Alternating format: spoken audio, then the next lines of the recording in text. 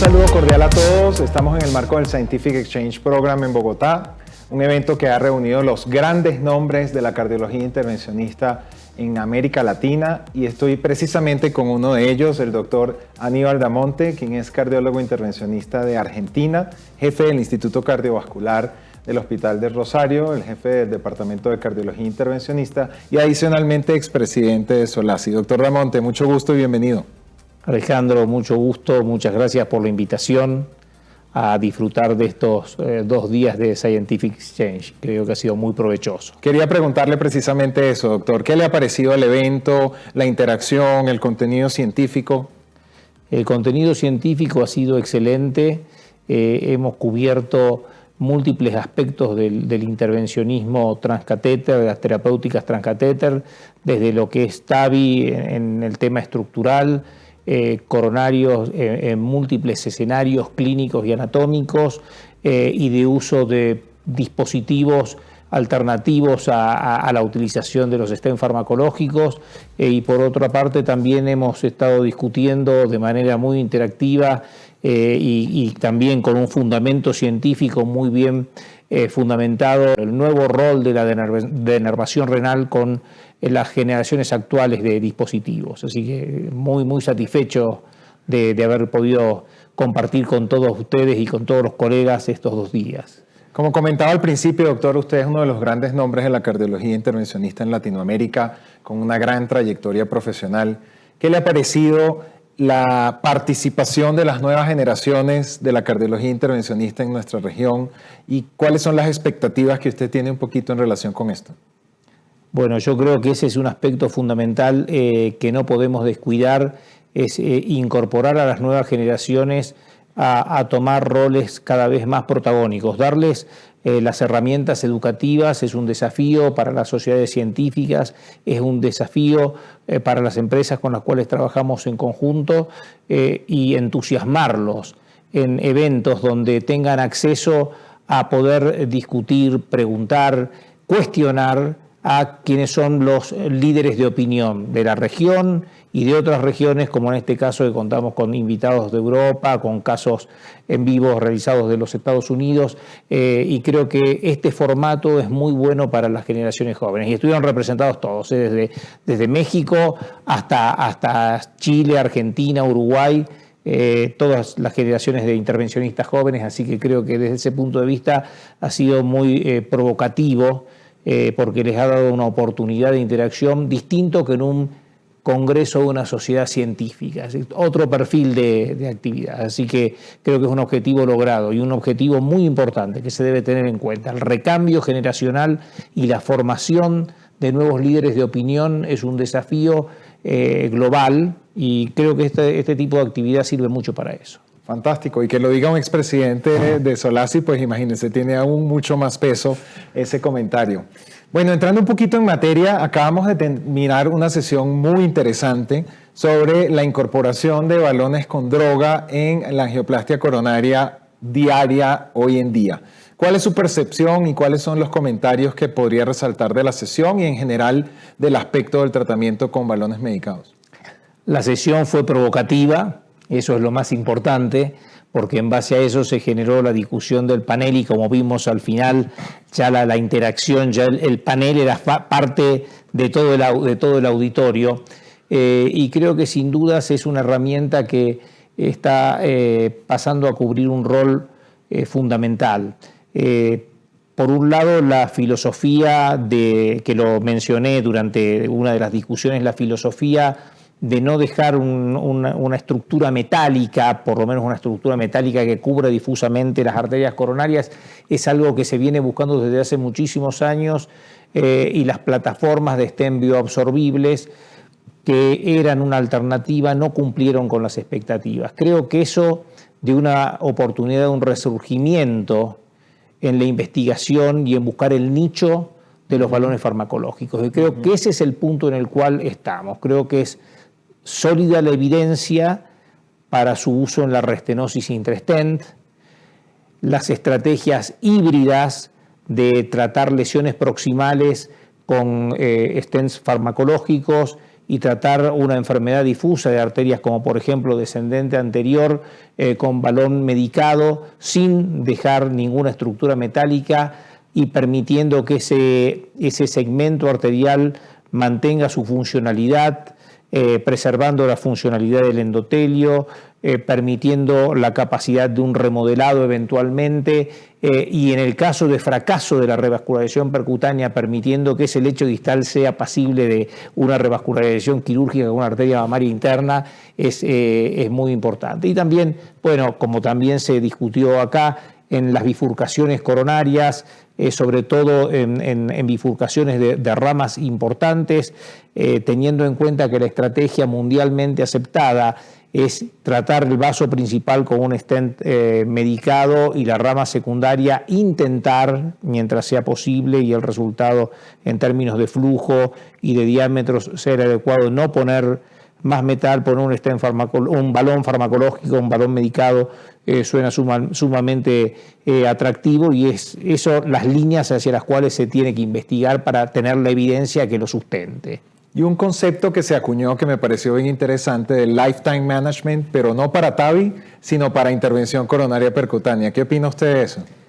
Que sin dudas es bueno cuando a raíz de una intervención y de los cuestionamientos y de los desafíos de una intervención, en este caso las válvulas, que fue cuando empezó el concepto del manejo de por vida del paciente con una enfermedad valvular aórtica severa, bueno, sin dudas las arterias coronarias, la enfermedad coronaria, que es lo que tratamos máximo volumen, cualquier centro que hace intervencionismo cardiovascular por cateterismo, sin duda que el manejo de por vida de ese paciente con enfermedad coronaria debe tenerse en cuenta o tener la opción de, por lo menos en algunos segmentos coronarios, usar balón medicado en vez de ir directamente a poner un stent es extremadamente atractiva y provocativa también.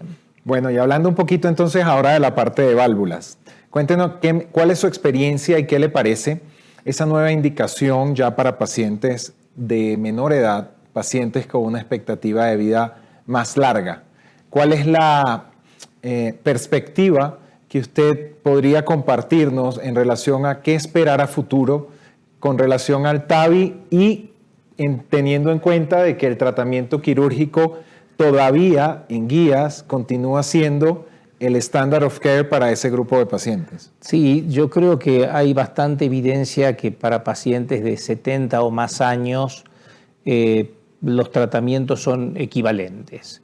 Cada uno de ellos va a tener una problemática diferente en su seguimiento y hay que discutirla de entrada en el equipo multidisciplinario que evalúa cuál va a ser la primera intervención del paciente.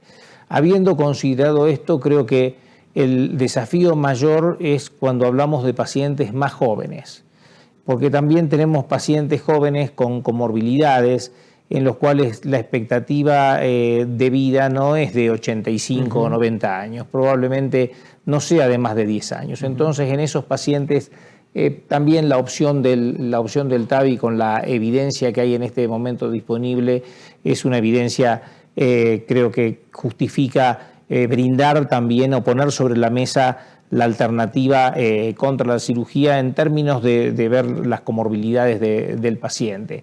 Creo que uno de los desafíos principales, que era la durabilidad, ya por lo menos con una de las válvulas está aclarado, tenemos datos a 10 años con las plataformas inicialmente CoreValve, donde la disfunción bioprotésica y los eventos clínicos son no inferiores, digamos, a lo que es la cirugía de reemplazo valvular aórtico convencional. O sea que esa primera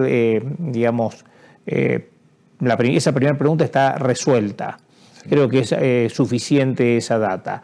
Vemos que hasta a los 5 años en pacientes de bajo riesgo la performance es equivalente, tanto con los estudios de válvulas autoexpandibles como balón expandibles también. Entonces, ahora hay otros desafíos. ¿Cómo va a ser la segunda intervención cuando tratamos los pacientes más jóvenes? Si va a ser un valve-in-valve de TAVI, bueno, entonces cuál fue la válvula inicial, es pensar una serie de factores, cómo se va a tratar la enfermedad coronaria, la accesibilidad a las arterias coronarias, porque si tratamos pacientes más jóvenes, más chances de desarrollar enfermedad coronaria en el futuro, y también la evolución de los dispositivos ha permitido eso, que era un problema originalmente, yo creo que casi totalmente resuelto. Fantástico, yo creo que está bastante bien resumido todo lo que significa la evidencia clínica que tenemos hoy en día y lógicamente esa perspectiva del manejo de por vida del paciente. Un punto interesante que me gustaría también preguntarle es en relación al Heart Team. Hoy en día se ha de alguna manera facilitado el procedimiento de TAVI, tanto que primero ya prácticamente se hace percutáneo 100%, y en segundo lugar, las complicaciones, digamos, que requieren una atención quirúrgica también se han reducido. Sin duda. Sin embargo, el Heart Team y la presencia del cirujano dentro del grupo y dentro del proceso de toma de decisiones sigue teniendo mucha validez. ¿Cuál es su perspectiva, sobre todo a futuro, en relación con este tema? Yo creo que el hecho de poder haber migrado las indicaciones a pacientes más jóvenes y de menor riesgo quirúrgico, porque ahora el mayor peso está dado en la edad y no tanto en el riesgo quirúrgico, porque las evidencias a favor de TAVI se han dado a través de todo el espectro de riesgos, de scores de riesgo quirúrgicos. Creo que al tratar pacientes más jóvenes, mayores es el desafío, porque eventualmente también puede haber pacientes que por diferentes circunstancias empiecen su historia de tratamiento de la estenosis aórtica severa con un TAVI y que en el futuro, por una disfunción de esa válvula, tengan que ir a una cirugía. Entonces, bueno, se va a tener que explantar la válvula percutánea para poner eventualmente una válvula quirúrgica, quizás después esa válvula quirúrgica vaya a disfuncionar con el tiempo y en el futuro vaya a un valve-in-valve con un TAVI dentro de la válvula quirúrgica. Entonces, la decisión desde el comienzo en esta población más joven que se está tratando debe ser compartida. De acuerdo, excelente. Bueno, y finalmente hablemos un poquito sobre denervación renal. Usted lo comentó al principio y decía pues que fue un tema también de discusión y de debate. ¿Cuál es su perspectiva sobre esta terapia, considerando la evidencia clínica, la recomendación que tenemos con las guías recientemente publicadas del American Heart y del American College? Bueno, yo creo que la denervación renal le ha ocurrido como a muchos de las intervenciones por cateterismo que han hecho una curva de un gran entusiasmo inicial con los primeros dispositivos disponibles. Luego, a lo largo de la evaluación, ha habido como cualquier primera generación de dispositivos, bueno, los resultados que quizás no han sido lo esperados, o estudios que no han sido adecuadamente diseñados, o pacientes que no han sido adecuadamente seleccionados. Ahí baja la indicación o el entusiasmo. Y después, como evidentemente la hipertensión arterial es una epidemia que afecta a un número tan grande de pacientes en el mundo, la dificultad en el manejo existe y persiste. Y por un lado, las empresas han desarrollado dispositivos más efectivos, se ha estudiado mucho mejor cuáles podían ser los mecanismos de tratamiento inadecuado o de falla de los catéteres de primera generación. Eso se ha perfeccionado y ahora el desafío es armar en cada institución o en cada ciudad las redes de derivación para que los pacientes no solamente refractarios, que son muy pocos, como se habló, hipertensos refractarios, sino hipertensos resistentes a la medicación por múltiples motivos, cuando ya hemos descartado todas las causas de hipertensión secundaria, sean derivados a esta terapia. Y creo que nuevamente va a empezar progresivamente, a medida también que vayamos convenciendo de los beneficios a nuestros médicos derivantes, como en cualquiera de las intervenciones que realizamos. Creo que el número de pacientes beneficiados se va a ir incrementando de manera exponencial. A mí me parece súper interesante eso que usted dice de las redes de derivación, porque claramente, específicamente en denervación renal, es muy importante trabajar de la mano con el clínico, que es el que maneja al paciente hipertenso en el consultorio y es el que le hace el seguimiento. Entonces, tener claro cuáles son esas redes de derivación creo que puede favorecer mucho el uso de la terapia, ¿sí? Y sin dudas, dentro de los especialistas en medicina interna que más entusiasmados pueden estar, porque tienen la dificultad del manejo del paciente son los nefrólogos, que tienen un paciente hipertenso con una insuficiencia renal crónica, algunos de ellos en diálisis, otros en proximidad de diálisis, y ellos tienen muchos de los pacientes que se podrían beneficiar de esta terapia, o sea que el trabajar con esta red de derivación que incluye a todos los especialistas en la medicina interna, pero especialmente con los nefrólogos, creo que es muy, muy importante. Fantástico, doctor, totalmente de acuerdo. Bueno, ya para finalizar, quisiera pedirle que por favor nos compartiera unas conclusiones o unos mensajes finales en relación con el evento, en relación con su experiencia como speaker, estuvo moderando diferentes sesiones y adicionalmente pues con las diferentes terapias que se discutieron en estos 2 días intensos de actividad académica, TAVI, coronario y denervación renal. Bueno, como resumen del evento, de la actividad científica, creo que cuando uno diagrama un programa científico, siempre pone lo mejor, pero tiene hasta el momento en que no llega la fecha de presentación, tiene las dudas de qué grado de atracción va a tener en los asistentes. Creo que ese objetivo, que es el primer objetivo, se cumplió ampliamente. Yo como asistente, no solamente en los roles de moderador, panelista o expositor, me sentí sumamente atraído por el programa científico y por otro lado el desafío que tenemos cuando organizamos un programa científico es generar una interacción que vaya más allá del panel, porque el panel son 4, 3 o 5 colegas, lo importante es la interacción con todo el auditorio y esto se fue logrando en cada una de las sesiones de una manera tal que se avanzaban sobre los tiempos de intervalos.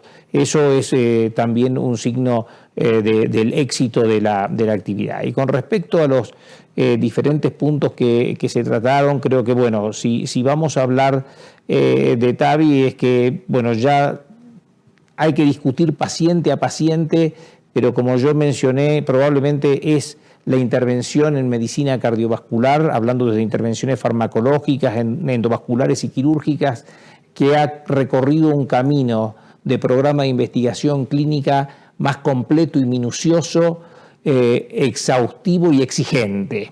Es decir, que creo que ya no caben dudas de que TAVI se debe tener siempre en mente cuando un paciente tiene una estenosis aórtica severa sintomática y algunos pacientes individualizados con estenosis aórticas severas asintomáticas. Ese es el primer punto que creo que quedó claro. Después la elección individual de vuelta viene de la mano de la decisión de un equipo multidisciplinario que va a seguir al paciente de por vida. Después algunos escenarios específicos como puede ser pacientes con anillos pequeños, creo que ya está bastante claro, por lo menos desde el punto de vista de performance hemodinámico, el beneficio de las válvulas autoexpandibles supranulares sobre válvulas balón expandibles intranulares. Hay que esperar más tiempo para ver el impacto en beneficios clínicos, pero ya sabemos que los parámetros de disfunción bioprotésica claramente favorecen por la baja incidencia a las válvulas de posición supranular. Así que creo que ese es, en términos de TAVI, otro mensaje que quedó bastante claro. El problema del reacceso a las arterias coronarias por la alta prevalencia de enfermedad coronaria en estos pacientes que quizás van a necesitar intervenciones posteriores, también se ha solucionado con el desarrollo tecnológico.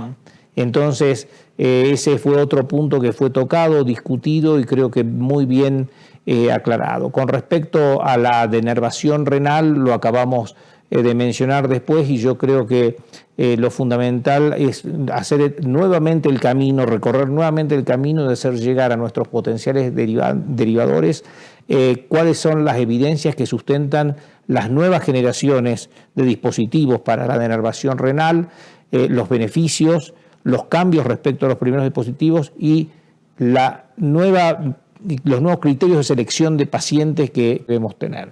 Y con respecto a lo coronario, creo que el punto fundamental, es decir, no solamente contamos con stents farmacológicos, contamos hoy en día con balones medicados que probablemente sean una alternativa en diferentes nichos y obviamente debemos esperar la evidencia que siga sumándose, pero ya tenemos una evidencia creciente y bastante consistente para utilizarlo en diferentes situaciones anatómicas y clínicas también, ¿no es cierto?, con pacientes con alto riesgo de sangrado, intolerancia a una doble antiagregación plaquetaria sostenida o que vienen con un triple esquema antitrombótico porque tienen una fibrilación auricular asociada. Bueno, fundamentalmente esos aspectos creo que son los más relevantes y muchos otros más que por cuestiones de tratar de resumir no voy a detallar ahora. No, yo creo que hizo un resumen perfecto y fantástico de todo el contenido que se